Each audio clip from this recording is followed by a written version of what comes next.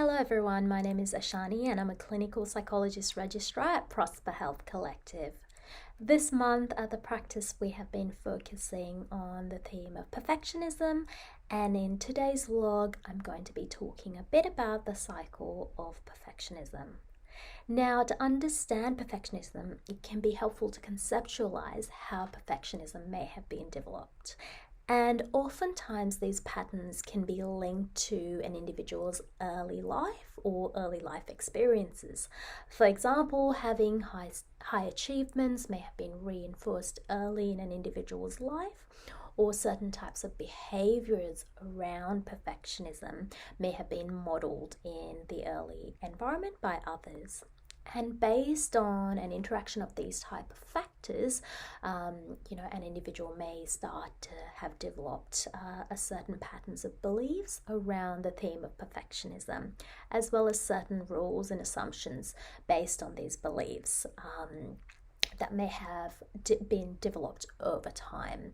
For example, it could be along the lines of, it must be perfect or I'm a failure, or if I'm perfect, others will accept me. Following this, we may see a person struggling with perfectionism, placing unrelenting standards or unrealistic standards around certain things. So this can be associated with perfectionistic thought patterns, as well as certain types of behaviors. For example, things like excessive checking and rechecking of certain things, engaging in procrastination, and spending large amounts of time on small or minor details. And this can result in failing to meet standards, which in turn can result in further self-critical thought patterns.